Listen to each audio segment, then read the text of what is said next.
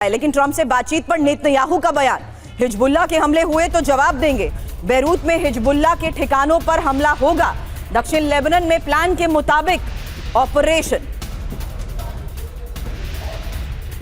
तो फिलहाल इस ऑपरेशन के बारे में जानिए, जहां ट्रंप का ऑर्डर नेतन्याहू को अब नामंजूर हो चुका है क्योंकि ऐलान हो चुका है लेबनान पर हमले जारी रहेंगे, बैरूत पर अटैक को नहीं रोकेंगे और हिजबुल्लाह पर प्रहार करते रहेंगे। दक्षिण लेबनान में ऑपरेशन जारी है।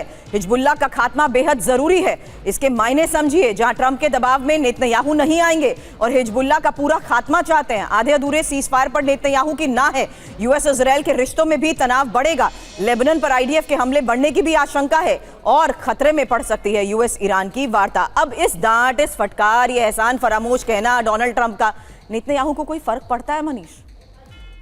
देखिए, जो लोग ये सोचते हैं कि दोस्त दोस्त ना रहा, उन्हें मैं यही कहूँगा कि हिंदी फिल्मों में एक डायलॉग है कि दोस्त चाहे जितना भी कमीना हो दोस्त ही रहता है। तो यही कुछ कमोबेश रिश्ते अमेरिका और इजराइल के बीच दिखते हैं। और मैं इसे क्यों कह रहा हूँ, आप याद करिए जब हमास के खिलाफ इजराइल की कार्रवाई हो रही थी गजा में, उस वक्त राष्ट्रपति थे जो बाइडन नेतन्याहू को पसंद नहीं करते थे, लेकिन तब भी इजराइल को लगातार हथियार मिलते रहे। तो यहाँ तो ट्रंप बाइडन की तुलना में कई गुना ज्यादा अच्छे दोस्त हैं नेतन्याहू को। नेतन्याहू को ट्रंप ने भी कहा नेतन्याहू से कि तुमको कोई पसंद नहीं करता, लेकिन इसके बावजूद भी ट्रंप की तरफ से, ट्रंप के एडमिनिस्ट्रेशन की तरफ से लगातार इजराइल को मदद दी जाती रहेगी और लेबनान पर हमला करने के लिए हथियार भी मिलते रहेंगे। यही मुद्दे की बात है। अब रहा एहसान किसने किस पर किया, तो ट्रंप भी जिस वक्त राष्ट्रपति चुनाव लड़ रहे थे पिछले साल, तो उस वक्त नेतन्याहू अकेले ऐसे नेता थे जिन्होंने ट्रंप को जाकर खुलकर पॉलिटिकल सपोर्ट दिया था। और आज की तारीख में भी ट्रंप एडमिनिस्ट्रेशन के आधे से ज्यादा लोग ट्रंप के प्रति कम वफादार हैं नेतन्याहू के प्रति और इजराइल के प्रति ज्यादा वफादार हैं। तो इकलौते ऐसे हैं जिन्होंने डोनाल्ड ट्रंप को वल्नरेबल कर दिया है। वो कुछ भी नहीं कर पा रहे हैं, उनके गोल पोस्ट इसी वजह से चेंज हो रहे हैं और आज ईरान इस स्थिति में आ गया है कि वो डोनाल्ड ट्रंप पर दबाव बनाने में कामयाब हो रहा है। किसकी वजह से? यही नेतन्याहू की खासियत है कि नेतन्याहू को अपने हक में और इजराइल के हक में काम निकलवाना आता है। और उन्होंने ट्रंप से दो बार ये काम निकलवा लिया। पिछले साल जून में अमेरिका के द्वारा ईरान पर अटैक करवा लिया और इस साल 28 फरवरी को अमेरिका की लीडरशिप में ईरान के साथ जंग करवा लिया। तो ये नेतन्याहू का पहले राउंड का काम हो चुका है।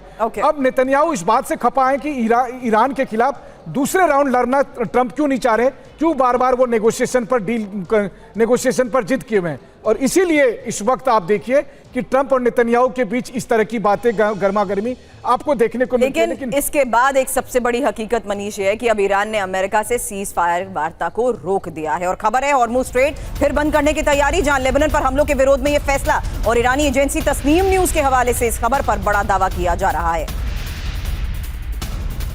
हालांकि नेतन्याहू ने अमेरिका ईरान डील को मुश्किल में डाल दिया है क्योंकि ईरान ने अमेरिका के साथ सीजफायर वार्ता फिलहाल रोक दी है और मध्यस्थों के जरिए अमेरिका के साथ कोई बातचीत नहीं। हालांकि लेबनान में इजरायली हमले से ईरान बहुत नाराज है। जब तक हमले नहीं रुकते तब तक अमेरिका से बातचीत नहीं होगी। लेबनान में शांति बनाए रखना सीजफायर की अहम शर्तों में शामिल है। लेबनान समेत कई मोर्चों पर समझौते का उल्लंघन हो रहा है और हमले जारी रहे तो हॉर्मुज़ स्ट्रेट पूरी तरह से बंद भी कर दिया जाएगा। लाल सागर के बाद अल मंदेब स्ट्रेट भी बंद करने की धमकी। हालांकि ईरान की मांग है लेबनान में आईडीएफ की सैन्य कार्रवाई तुरंत रुके और लेबनान से इजरायली सेना की पूरी वापसी हो।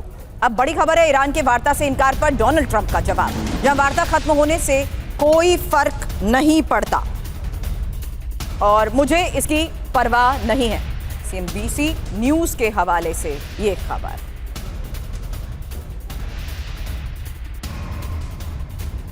ट्रंप और नेतन्याहू की फोन पर बात, बैरूत में सेना नहीं भेजेगा इजराइल और ट्रंप का सोशल मीडिया पर पोस्ट, इजराइल ने सेना को वापस बुलाया, दोनों पक्ष युद्ध विराम पर सहमत।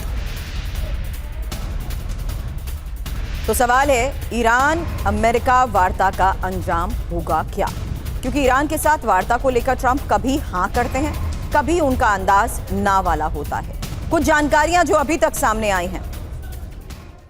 एक तरफ तो ट्रंप पहले कह चुके हैं ईरान से वार्ता रोकने से मुझे कोई फर्क नहीं पड़ता है, लेकिन थोड़ी देर बाद उन्होंने दावा किया ईरान के साथ बातचीत तेजी से जारी है।